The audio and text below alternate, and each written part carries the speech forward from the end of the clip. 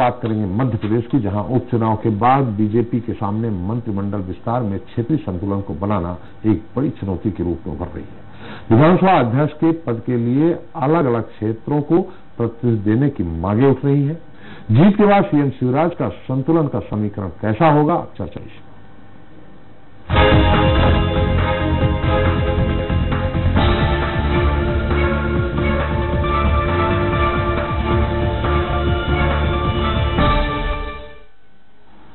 तो मध्य प्रदेश में 28 सीटों पर हुए उपचुनाव में बीजेपी को मिली बड़ी जीत के बाद अब मंत्रिमंडल विस्तार को लेकर क्षेत्रीय संतुलन का कवायद तेज हो गई है। विधानसभा अध्यक्ष तक बिंद और महाकौशल को देने के लिए मांगे उठ रही हैं। उधर ज्योतिरादित्य सिंधिया के बीजेपी में आने के बाद उनके तमाम समर्थकों का भी संगठन पर दबाव है। उपचुनाव के बाद अब मुख्यमंत्री शिवराज सिंह के सामने मंत्रिमंडल का विस्तार करना भी एक चुनौती मानी जा रही है, क्योंकि पिछली बार हुए मंत्रिमंडल विस्तार में सीएम शिवराज के कई करीबी वरिष्ठ विधायक मंत्री नहीं बन पाए थे, जो अब फिर से मंत्री पद की आस लगाए बैठे हैं। उपचुनाव के बाद अब हालात बदले हैं। सवाल है कि मंत्रिमंडल विस्तार में मध्य प्रदेश के बिंद, बुंदेलखंड, महाकौशल और मालवा के साथ भोपाल मध्य का क्षेत्रीय संतुलन बनाने में सीएम शिवराज और संगठन कैसे सामंजस्य बिठा रहे हैं। तो संतुलन का समीकरण, इस पर चर्चा करेंगे, लेकिन उसके पहले देख लेते हैं एक रिपोर्ट। मध्य प्रदेश की 28 सीटों के नतीजे आने के बाद प्रदेश में एक बार फिर शिवराज सरकार काबिज हो गई है, लेकिन अब सीएम शिवराज और बीजेपी संगठन के लिए बड़ी चुनौती है, और वो चुनौती प्रदेश के क्षेत्रीय संतुलन को लेकर है, क्योंकि ज्योतिरादित्य सिंधिया के समर्थक विधायकों, मंत्रियों के साथ बीजेपी में आने से शिवराज समर्थक कई वरिष्ठ विधायक और समर्थक मंत्री बनने से रह गए थे। अब आगे होने वाले मंत्रिमंडल विस्तार में सीएम शिवराज के कई समर्थक मंत्री बनने की आस लगाए बैठे हैं। उधर सरकार बनने के बाद मंत्रिमंडल विस्तार के पहले ही विधानसभा अध्यक्ष का पद बिंद और महाकौशल के नेतृत्व को देने की मांग शुरू हो गई है। मंत्री बिसाहुलाल सिंह ने अध्यक्ष पद के लिए विंध्य क्षेत्र से उठ रही मांग का समर्थन किया है। वहीं पूर्व मंत्री और विधायक अजय विश्नोई ने विधानसभा अध्यक्ष बनने से तो इनकार किया, लेकिन 365 दिन काम करने यानी मंत्री बनने की इच्छा जताई है। नहीं, मेरे को वो काम में कोई बहुत ज्यादा रुचि नहीं है, क्योंकि 60 दिन का काम है, 300 दिन का आराम है, और मैं 365 दिन काम करने वाला व्यक्ति हूँ। बिंद क्षेत्र के लोग अगर मांग कर रहे हैं तो कोई गलत नहीं है। मैं भी उनका समर्थन करता हूँ कि बिंद से योग्य और अच्छे व्यक्ति को विधानसभा का। उधर ग्वालियर चंबल से मंत्रिमंडल में पर्याप्त सदस्य हैं। इसी बीच केंद्रीय मंत्री नरेंद्र सिंह तोमर ने तमाम अटकलों को विराम देते हुए कहा कि अब मध्य प्रदेश में स्थायी सरकार है, कोई किसी का समर्थक नहीं, सभी बीजेपी के कार्यकर्ता हैं। केंद्र में पीएम और राज्य में सीएम के चाहने पर होगा मंत्रिमंडल का विस्तार। मैं ऐसा समझता हूं कि अब कोई किसी का समर्थक नहीं है। भारतीय जनता पार्टी सामूहिक नेतृत्व वाला राजनीतिक दल है। इधर विधानसभा अध्यक्ष पद को लेकर लगातार मांग बढ़ रही है। वहीं जीत के बाद सीएम शिवराज और बीजेपी के लिए मंत्रिमंडल विस्तार एक बड़ी चुनौती के रूप में उभर रही है। बहरहाल हर क्षेत्र को प्रतिनिधित्व देने के लिए पार्टी में मंथन का दौर शुरू हो गया है। देखना होगा नए विस्तार में कैसा होगा राजनीतिक और क्षेत्रीय संतुलन और किसे मिलेगी जगह। Bureau report, Swaraj express. तो 28 सीटों के उपचुनाव में 3 मंत्रियों को हार का सामना करना पड़ा। मंत्री रहे तुलसी सिलावट और गोविंद राजपूत को 6 महीने का समय पूरा होने पर इस्तीफा देना पड़ा था। अब एक बार फिर से सिंधिया समर्थक गोविंद राजपूत और तुलसी सिलावट को मंत्रिमंडल में शामिल करना संगठन की मजबूरी होगी। डबरा से इमरती देवी, मुरैना की दिमनी से गिरिराज दंडोतिया और सोमावली से एदर सिंह कंसाना भी उपचुनाव हार गए हैं। यानी ग्वालियर चंबल से सिंधिया समर्थक मंत्रियों की संख्या घटी है। इधर दिल्ली की रीवा सीट से वरिष्ठ विधायक राजेश शुक्ला शिवराज सरकार के पूर्व कार्यकाल में मंत्री रह चुके हैं। इस बार के मंत्रिमंडल के विस्तार में उनके भी मंत्री बनने की संभावना जताई जा रही है। सिलवानी सीट से विधायक रामपाल सिंह भी मंत्री बनने की राह में है। विस्तार में बालाघाट से विधायक गौरीशंकर बिसेन भी मंत्री पद के लिए दावेदारी कर सकते हैं। इनके साथ ऐसे दर्जन भर प्रबल दावेदार हैं जो मंत्री बनने की कतार में है। खैर, संतुलन का समीकरण, इस मुद्दे पर चर्चा करने के हमारे साथ स्टूडियो मौजूद हैं बीजेपी नेता है विकास मोंदिया जी। विकास जी, आपका स्वागत है। राजनीतिक विश्लेषक हैं कमल श्रीवास्तव जी, आपका स्वागत है। एक बार फिर हमारे साथ वरिष्ठ पत्रकार रमेश शर्मा जी हैं विशेष टिप्पणी के लिए। साथ ही हमारे ग्वालियर चंबल से हमारे ब्यूरो हेड विनोद शर्मा भी हमारे साथ हैं। विनोद, बहुत संक्षेप में जानना चाहेंगे, ऐसा सुनने में आया है कि सिंधिया जी, बीजेपी का जो प्रशिक्षण कार्यकर्ताओं का प्रशिक्षण कार्यक्रम हो रहा है उसमें सिंधिया जी उसका निरीक्षण भी करेंगे और सिंधिया जी उस प्रशिक्षण कार्यक्रम में अपने समर्थकों को शामिल करवाने और जो प्रशिक्षण कार्यक्रम हो रहा है उसको आत्मसात करने के लिए काफी उत्साहित भी है, अपने समर्थकों को सलाह भी दे रहे हैं। ग्वालियर में अच्छे खासे समर्थक उनके शरीक हुए हैं। बीजेपी कार्यकर्ताओं और जो अभी नए उनके कार्यकर्ता आए हैं जो पुराने, इनमें सामंजस्य क्या देखने को मिल रहा है, थोड़ा बहुत संक्षेप में?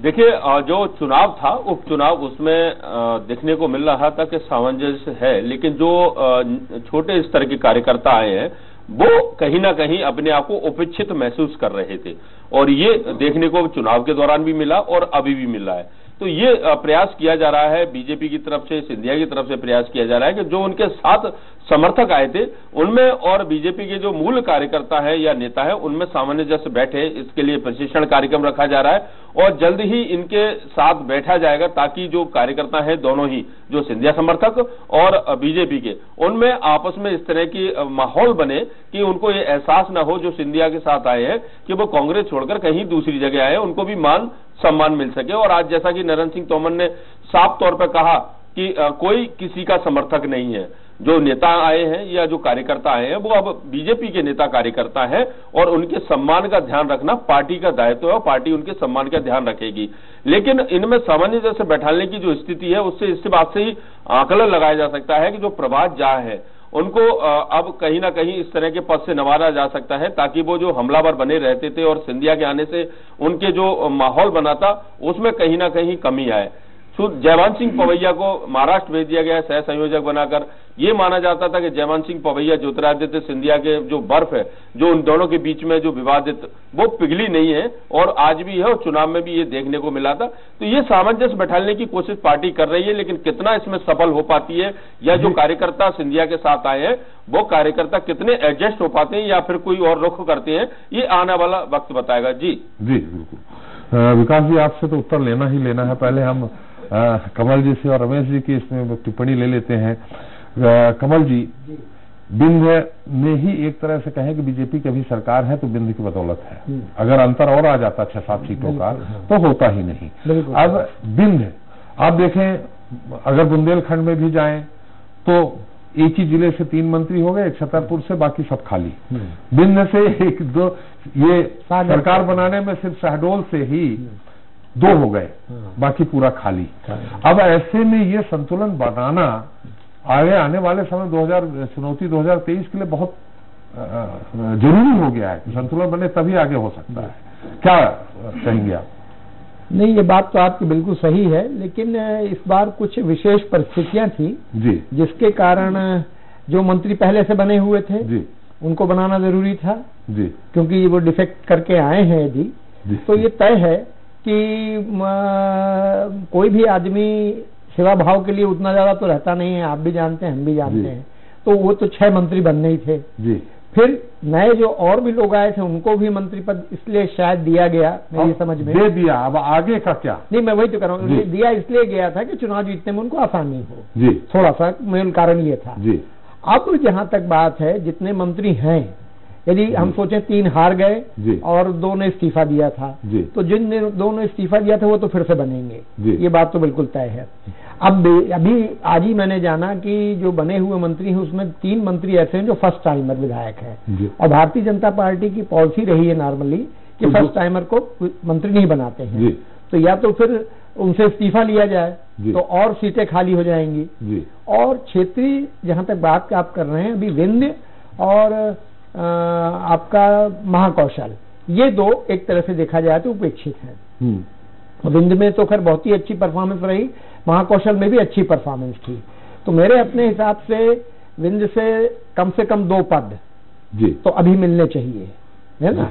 और जैसे सतना से एक बने, आपने शहडोल कहा था, सतना से भी बने हुए हैं मंत्री राम खिलावन जी पटेल जी, है ना। नहीं, मैंने कैबिनेट में इससे 2 एक जगह नहीं, कैबिनेट तो हाँ, लेकिन अभी सिंगरौली और रीवा 2 बड़े मतलब जहां से अच्छा परफॉर्मेंस रही है। सीधी भी है, मतलब पर ये मैं मानूंगा कि शायद वरिष्ठ लोग अभी सिंगरौली, हाँ सीधी में भी हैं कुंवर सिंह जी, वो भी तीसरी बार के विधायक हैं।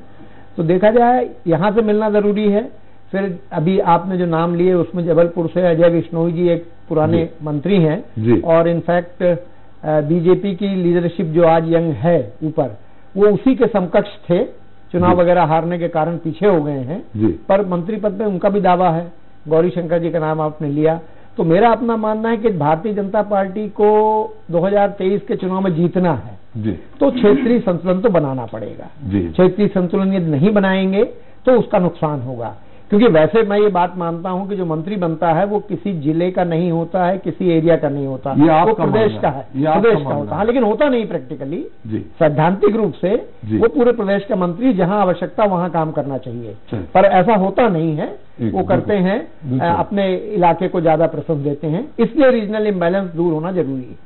इसमें रमेश जी की भी टिप्पणी। रमेश जी, आप तो संगठन के बारे में भी बहुत जानते हैं, बीजेपी के अंदर तक जानते हैं, और बीजेपी का जहां मालवा निमाड़ इस तरफ जो बहुत ज्यादा काम था, उस तरह पर्याप्त आप भी जानते हैं प्रतिनिधित्व तो नहीं है मंत्रिमंडल। उषा ठाकुर जी को और तुलसी सिलावट चूंकि आयातित किए गए हैं उनको और एक आध और को छोड़ दें तो नहीं है, जबकि हमेशा बीजेपी सरकार में वहीं का प्रतिनिधित्व रहा है, मुख्यमंत्री वहीं के बनते रहे। अब ऐसी स्थिति में संगठन, आप भी जानते हैं कि विधायकों को संगठन में काम दे देंगे जो वरिष्ठ हैं, वो उतना संतुष्ट नहीं होंगे। कैसे सामंजस्य बिठाया जाएगा? देखिए, मोटे तौर पर ये बात बिल्कुल सही है। मंत्रिमंडल के पुनर्गठन में और विधानसभा अध्यक्ष के चयन में पार्टी के सामने एक बड़ी समस्या आने वाली है। आपने बिल्कुल सही कहा कि भारतीय जनता पार्टी या इनका पूर्व स्वरूप जनसंघ या उनका मातृ संगठन राष्ट्रीय स्वयंसेवक संघ, उसके 1940 में मालवा क्षेत्र में उसकी स्थापना हो चुकी थी और वहां से साल भर के भीतर प्रचारक पहुंच गए थे पूरे मालवा में, यानी धार से लेकर के सारे उज्जैन मंदसौर तक कवर होकर के सारे क्षेत्र में पहुंच गए थे लोग। तो वहां से उसकी तो समस्या है आई, मतलब वहां से प्रधानता जो हमेशा रहती रही है भाजपा में, जनसंघ में, वो इस बार कम दिख रही है। इसके अलावा जो नाम आपने लिए हैं मोटे तौर पर, जैसे राजेंद्र शुक्ला एक छूट गया, संजय पाठक एक छूट गया, रमेश मेंदोला का नाम प्रबल है, अजय बिश्नोई का नाम प्रबल है, तो ये जो और रामपाल सिंह सीएम के सबसे निकट व्यक्ति में माने जाते हैं, तो ये करीब 1 दर्जन नाम ऐसे हैं जो प्राकृतिक रूप से और स्वाभाविक रूप से भाजपा के दावेदार हैं। अब दूसरा पद अगर खाली हुए हैं तो केवल 3 खाली हुए हैं, इन 2 को तो लिया ही जाना है, और पद अगर खाली हुए हैं तो 3 खाली हुए हैं। उन 3 के लिए वो जो 28 आदमी 27 आदमी उनमें से जीत करके आए हैं, उसमें से ठीक है कि 5-7 हार गए हैं, 19 आदमी उसमें से टोटल हैं, तो उनकी कोशिश होगी कि वो 14 का कोटा किसी तरीके से हमारा क्षेत्र का पूरा रहे। ये उनकी बराबर कोशिश होगी कि अगर ये 3 हार गए तो दूसरे 3 ले लिए जाए। ये बात सही है। 3 जो पहली बार बने हैं मंत्री, विधायक पहली बार बने मंत्री बन गए, उनको उनसे इस्तीफा लेने की कोई संभावना है क्या? उनके बारे में निर्णय लेने पर भी अब संकट आने वाला है। वही मैंने कहा, कहने के लिए ये बात सही है, अच्छी भी लगती है और अपन लिखते भी हैं कि भाजपा कैडर की पार्टी है, संगठन की पार्टी है और उसमें व्यक्ति का महत्व नहीं है। ये सैद्धांतिक रूप से बिल्कुल सच है, लेकिन व्यवहारिक रूप से अगर आप देखेंगे, कई बार वहां भी अब व्यक्ति हावी होने लगा है, कई बार वहां भी एक समूह हावी होने लगा है। तो ऐसी स्थिति में वो जो 3 पद खाली हुए हैं, क्या वो सारे के सारे लोग या ज्योतिरादित्य सिंधिया और वो 3 पद के लिए दावा छोड़ देंगे?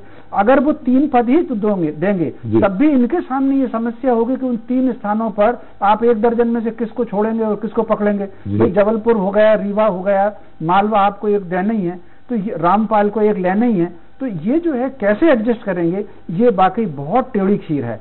और मैं समझता हूं संगठन इसका रास्ता कैसे निकालेगा, ये अब नगरीय निकाय के चुनाव के बाद ही इस बात पर तय होगा। और एक बात जो उन्होंने विनोद जी ने कही है, प्रशिक्षण जो रखा गया है, प्रशिक्षण जहां तक मुझे विकास जी और कंफर्म करेंगे, मैं दावा तो नहीं करता कि मेरी जानकारी सही है, प्रशिक्षण जो रखा गया है वो खासतौर से चंबल, ग्वालियर संभाग और मालवा के वो जो कार्यकर्ता आए हैं भाजपा में, उनको ट्रेंड करने और उनको समाहित करने के लिए रखा गया।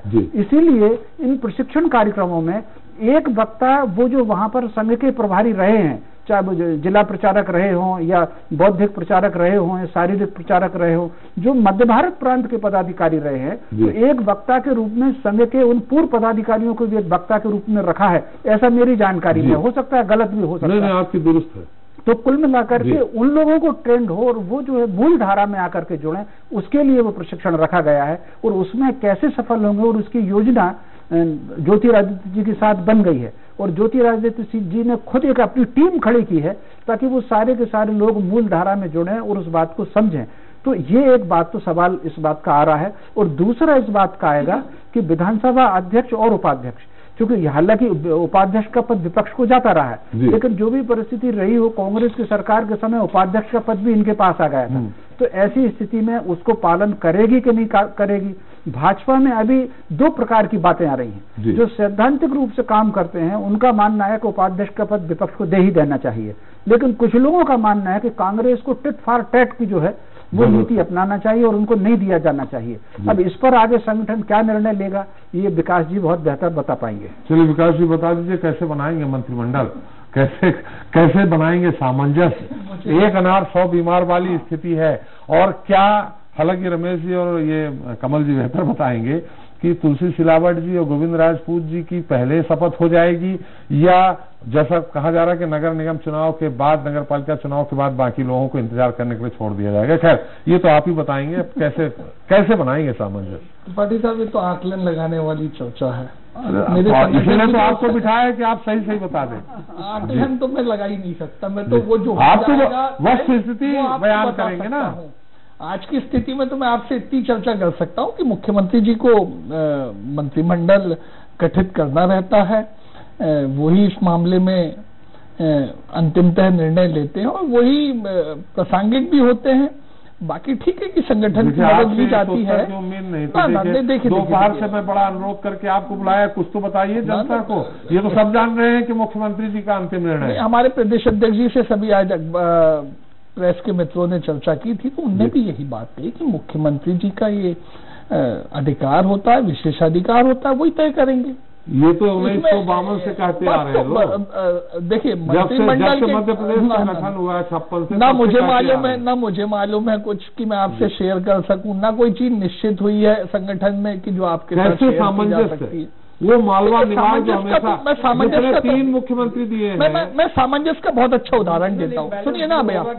हाल में चुनाव हुए, क्षेत्रीय संतुलन होगा कि नहीं ये बता दीजिए। देखिए मंत्रिमंडल जब भी गठित किया जाता है तो क्षेत्रीय संतुलन ही नहीं, आयु संतुलन हो, महिला पुरुषों की संख्या हो, विषय की विशेषज्ञता हो, ये सब संतुलन बनाई जाती है। ये मत बोलिए, विषय विशेषज्ञता तो कहीं नहीं देखी जाती है। ना देखी जाती है। आपने देखा होगा कई मंत्री हैं उनके स्पेसिफिक, आप खुद भी प्रेडिक्ट कर सकते हैं कि ये 2-4 मंत्रालय में से एक मंत्रालय इन्हें मिलना था, वही मिले। तो मुझे लगता है सभी को महिला बाल विकास किसी महिला को जाएगा, ये तो सभी को मालूम है। नहीं देखिए, जो संतुलन और सामंजस्य बनाने की बात है वो मैं जरूर कह सकता हूं कि हाल के चुनाव में हमने देखा जहां पे हमारी पार्टी के वो उम्मीदवार थे जो कांग्रेस से आए थे और लोग कह रहे थे कि भारतीय जनता पार्टी का संगठन और जो नए लोग आए हैं उनका सामंजस्य नहीं बिखरेगा, चुनाव बिखरा रहेगा। वहीं हमने 60,000 से ज्यादा की लीडें भी हासिल की हैं, 50,000 से ज्यादा की तो कई है क्षेत्र। तो मुझे लगता है कि संगठनात्मक रूप से भारतीय जनता पार्टी के कार्यकर्ता में वो दक्षता है, वो प्रशिक्षण उसे प्राप्त है कि कैसे नए लोगों से सामंजस्य बिठा के संगठन को मजबूत करना। और जो लोग नए आए हैं उनका भी मैं धन्यवाद देता हूं कि उन्होंने तेजी से सामंजस्य बिठाने का प्रयास किया, हम उसमें सफल भी हुए। मैंने आपसे पिछली बार भी कहा था, चुनाव के रिजल्ट डिक्लेयर हुए थे उसके अगले दिन ही हम लोग चर्चा में बैठे थे, तब भी ये बात आ रही थी कांग्रेस की तरफ से कि भाई अब इनके यहाँ तो बारूद फूटता रहेगा। ऐसा कांग्रेस की बात मत करिए, यहाँ कांग्रेस कोई नहीं है, लेकिन मैं आप अपनी बात करिए कि कैसे संतुलन बिठाएंगे। 12-13 आपके जो प्रबल है, अरे राजेंद्र शुक्ला पूरे जो क्रेडिट उनको उतारे, पहली बार अभी तक के इतिहास पहली बार इसमें से 6 मात्र सीट में सिमट कर रह गई कांग्रेस, पिछली बार भी 12 थी। अब ऐसी स्थिति में क्या करेंगे? देखिए वो संतुलन बनाना मुख्यमंत्री जी की जिम्मेदारी है और वो बड़े निपुणता से उस चीज को देखते आए हैं। राजेंद्र शुक्ला जी हैं, बड़े नेता हैं, बहुत सारे कामों में लगे हुए हैं। ऐसा नहीं है कि उनके पास में जिम्मेदारियों की कोई कमी है और जिम्मेदारियां जो मिलने वाली है उनकी भी कोई कमी रहने वाली है। जहां तक प्रशिक्षण वर्ग का सवाल है, पूरे मध्य प्रदेश में प्रशिक्षण वर्ग का कार्यक्रम चलेगा, मंडल स्तर पे होगा और विशेष करके जो नए लोग आए हैं उनका तो सोच इस विषय में है कि उनको ध्यान में रखा ही जा रहा है, लेकिन पार्टी में प्रशिक्षण एक सतत प्रक्रिया है और चलता रहता है हर वर्ष। रहने दीजिए विकास जी, बड़े उम्मीद के साथ आपको बुलाया था कलमा पढ़ने और आप करके चल पड़े। जी कमल जी, आपको मालूम है कमल जी क्या हो सकता है। जिस तरह से आपने भी देखा होगा थोड़ी थोड़ी आवाज आती रही है, गिरीश गौतम हो, केदार शुक्ला हो, कि वही क्यों हम भी वरिष्ठ हो गए हैं। अब ऐसे में राजेंद्र शुक्ला जी एडजस्ट होते हैं, अध्यक्ष की बात भी वहां से आती रही है। खैर अलग अलग अजय जी भी बुश्नोई जी भी बोल रहे हैं। क्या ये वरिष्ठ नेता जो 6, 7, 8 प्रबल दावेदार है, 10 जी, उनको स्थान तो मिलेगा नहीं अगर 3-4 और खाली नहीं कराए तो क्या ये मुखर होंगे? संगठन बीजेपी है अपनी तरफ कैडर बेस्ड पार्टी, क्या ये और मुखर होंगे? और मुखर होंगे तो उसका प्रभाव 2023 में कितना पड़ेगा? और संक्षेप में, थोड़ा समय कम है। देखिए, मैं एक बात जानता हूं कि आज अभी हम पूरे भारत में देखें जी, तो विपक्षी पार्टियों से लोग दल बदल करके भाजपा में आते हैं जी, ज्यादातर अभी तक का ये आप देखेंगे जी। भाजपा से दल बदल करके लोग दूसरी पार्टी में जाएं, ऐसे आपको उदाहरण बहुत कम मिलेंगे जी। तो उसका मूल कारण यही है कि भाजपा की जो परंपरा है, बाकी लोगों का देख ये जो आ जा रहे हैं ना, हाँ, ये समय और सत्ता को देख के आ जा रहे हैं। नहीं, मेरा जो कहना है कि 2003 में ये लोग पार्टी में आए, है ना, आप माने चाहे गौतम जी का मानिए, चाहे शुक्ला जी का मानिए। शुक्ला जी 1998 में आ गए, उसके पहले आ गए। नहीं, 98 में मुझे याद है, जनवरी 98 में आए हैं, अच्छी तरह से मुझे याद है। तो वो पहले आ गए थे, उनको टिकट भी मिली थी, लड़े थे। वो नागेंद्र सिंह 98 में आ गए थे, गिरीश पार्लियामेंट के चुनाव में आए थे उसके बाद। तो मेरा ये मानना है कि अब ये लोग इस रंग में ढंग चुके हैं भारतीय जनता पार्टी के, और मेरा ये भी मानना है कि बीजेपी किसी न किसी रूप में, चाहे उनका संगठन में उपयोग करे, चाहे शासन में उपयोग करे, करेगी, या विधानसभा के दायित्व देगी। केदार शुक्ला जी भी वरिष्ठ हैं, नो डाउट, वो तो मेरे ख्याल से पहले से हैं भाजपा में, पहले से, फिर निर्दलीय भी लड़ लिए थे, फिर बीच में निर्दलीय, लेकिन वो हैं पुराने भाजपाई। तो मेरा, और आप खुद भी उसी क्षेत्र को बिलोंग करते हैं, आप जानते हैं कि विंध्य क्षेत्र में जातिवाद का बहुत बड़ा महत्व है जी। तो वो उस नाते तो ये तय है कि इन 3 में से 1 या 2 आदमी को तो पक्का मौका मिलेगा ही जी। और महाकौशल क्षेत्रीय बैलेंस के कारण देना पड़ेगा जी। और मैं इस बात से सहमत नहीं हूं कि अब वो जो 14 लोग थे, वो उसके नाते ग्वालियर संभाग को और रिप्रेजेंटेशन मिलेगा जी। हाँ, लेकिन तो ये दबाव तो डाला जाएगा, दबाव कितना भी डाला जाए, नहीं मिलेगा, ये मेरा भी मानना है। भारतीय जनता पार्टी, जैसे मैंने बोला ना कि अब ये खतरा तो है नहीं कि कहीं कोई जाएगा किसी भी हालत में, तो इसलिए वो दबाव का काम नहीं चलेगा। और मेरा जहां तक मानना, शायद दबाव भी उतना न डालें सिंधिया जी, और इसलिए वो तो नहीं बनेंगे। हाँ, लेकिन यहाँ से विंध्य और महाकौशल और एक आध मालवा से, मेरी अपनी नजर में 5-6 लोग ये जो बनने हैं कुल, ये इसी एरिया से बनेंगे। और वैसे एक चीज हम लोग भूल रहे हैं कि अभी 3-4 पद सीट तो वैसे भी खाली है ना। नहीं, हाँ, 4 सीट खाली, एक ही खाली थी, 3 ये खाली हुए, तो 4 है मतलब, और एक विधानसभा अध्यक्ष। अब विधानसभा अध्यक्ष, उपाध्यक्ष दोनों, यदि मान लेते हैं उपाध्यक्ष कोई नहीं बनना चाहेगा। हाँ, ठीक है, तो 5 लोग हैं, तो वो मेरे ख्याल से विंध्य और महाकौशल और मालवा को एक रिप्रेजेंटेशन, या भोपाल को, दोनों को नहीं मिल सकता है किसी भी बैलेंस में, चाहे आपको दे दिया जाए करने के लिए, हमें दे दिया जाए, नहीं कर पाएंगे। तो ये इस आधार पे होगा। और विकास जी से जैसा आप कह रहे हैं कि हम लोग सोच रहे थे कि कुछ ज्यादा वो हिंट देंगे, लेकिन उन्होंने नहीं दिया है, तो अब आगे देखें। और लेकिन एक चीज से जरूर मैं असहमत हूं कि नगरीय निकाय चुनाव तक इंतजार होगा जी। मेरा मानना है उसके पहले हो जाएगा जी। क्योंकि कारण क्या है कि चुनावों में पद के साथ जब प्रचार होता है तो उसका लाभ मिलता है जी। तो इसलिए वो दिया जाएगा। अभी जैसे मान लीजिए आपने रीवा में नहीं दिया पद किसी को, तो आप कैसे उम्मीद करेंगे कि रीवा में बीजेपी को लोग वोट करेंगे, कि इनको तो कुछ मिलता ही नहीं है। तो ये एक नुकसान होता है नॉर्मली चुनावों में, इसलिए देना जरूरी है जहां जहां सब जगह होना। तो मेरा अपना मानना है कि चुनाव के नगरीय निकाय के क्योंकि नगरीय निकाय चुनाव भी निश्चित भी नहीं कब होंगे, नहीं जल्दी ही होंगे, जल्दी कहने से नहीं हो जाएंगे। अभी वार्ड विभाजन तो हुआ नहीं है, वोटर लिस्ट वगैरह नहीं हुई, तो उसमें टाइम लगेगा, 2-3 महीने लगेंगे, और 3 महीने तक मेरे ख्याल से पहले नहीं रोका जा सकता। वो जो हमने सवाल किया था वो आप कि जो अभी थोड़ा बहुत मुखर हुए थे, आपको भी ध्यान है, जब कोई लोग ट्वीट कर रहे हैं, हम नाम नहीं लेना चाहते, कोई कुछ कह रहे हैं, क्या ये चीज खुल करके आएगी बाहर? बाहर आने की संभावना इसमें कम दिख रही है। उसकी वजह क्या है कि जो लोग दावेदार हैं, जैसे मान लीजिए राजेंद्र शुक्ला शांत चित्त के हैं, रमेश मेंदोला शांत चित्त के हैं, मुखर होने वाला चेहरा जो है वो केवल एक अजय बिश्नोई का है। बाकी संजय उधर केदार शुक्ला जी कह चुके हैं, कुंवर टेका में लोग बैठक कर चुके हैं, गिरीश गौतम वगैरह। हाँ, लेकिन ये सारे के सारे लोग आगे चल करके शांत हो जाएंगे। और मैं समझता हूँ ये जो लोग अभी खलबलाहट है, इस खलबलाहट के बीच में मंत्रिमंडल का विस्तार पुनर्गठन नहीं होगा, इसको शांत किया जाएगा। और जो लोग भी वरिष्ठ लोग हैं, सक्षम हैं, जो इनसे बात करके इनको शांत कर सकते हैं या कुछ और भविष्य का रास्ता निकाल सकते हैं, बहुत संभव है कि जैसे छत्तीसगढ़ सरकार ने विधायकों को निगम मंडल दिए, वो रास्ता कुछ निकाल लें, कुछ न कुछ इनका मार्ग निकाला जाएगा। उसके बाद होगा, ये मेरा आकलन है। भविष्य में क्या होगा, हो सकता है कल ही हो जाए, कौन कहने को आया है, तो वो एक सवाल नहीं उठता। लेकिन मेरा आकलन है कि पहले इन सब चीजों का समाधान होगा, उस समाधान के बाद रास्ता निकलेगा।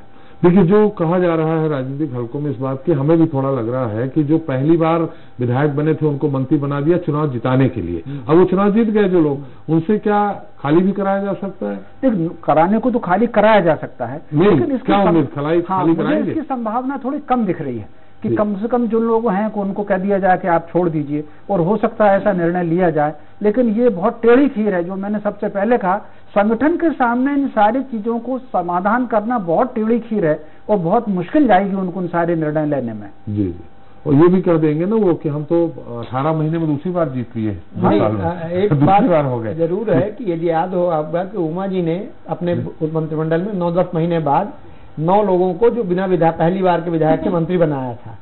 फिर उमा जी ने मंत्री बनाया था? हाँ, 9 लोगों को बनाया था अपने पहली बार वगैरह सब बने थे, तो उन्होंने बनाया था। फिर बाद में उसमें से रुस्तम जी और एक नारायण सिंह कुशवाहा को छोड़कर बाकी के इस्तीफे हो गए थे, क्योंकि वो फर्स्ट टाइम। नहीं, अर्चना चिटनीस रह गई थी। नहीं, अर्चना चिटनीस सही, वो तो फिर गौर साहब आए थे तब नहीं लिया। हाँ, तो वही बता रहा हूँ। तो मेरा ये कहना है कि पार्टी ये निर्णय तो ले सकती है कि हम पहली बार वालों से इस्तीफा ले लें अपने हिसाब से करते हुए। तो अब देखिए क्या होता है। तो आपने दबाव कहा ना, तो दबाव इतनी बन सकता है कि उनसे इस्तीफा न लिया जाए, बस जहां तक मैं मानता हूँ। चलिए, समय थोड़ा विकास जी, बड़ी उम्मीद थी हम सबको, बुलाया था, कुछ शेर शायरी करेंगे, आदाब किए और चले गए। जानकारी लेके आता हूँ जो पार्टी देती है। चलिए, आदाब करके चलिए। आप भी उतना ही शेयर करती है जो आपसे चर्चा करना है। चलिए, धन्यवाद आपका बहुत बहुत शरीक होने का, रमेश जी आपका भी, कमल जी आपका, और धन्यवाद विनोद। तो उपचुनाव के बाद बीजेपी पूरी ताकत के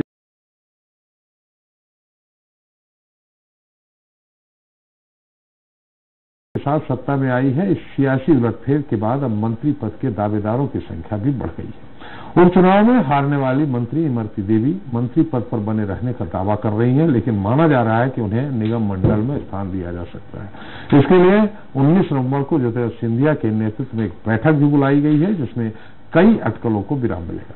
पिछले मंत्रिमंडल में ग्वालियर चंबल को तवज्जो मिलने के बाद अब दूसरे इलाकों को लेकर बीजेपी कितनी गंभीर है, यह तो विस्तार के बाद ही पता चलेगा। इसी के साथ जनता बाकी हम फिर हाजिर होंगे नए मुद्दों, नए सवालों के साथ। नमस्कार।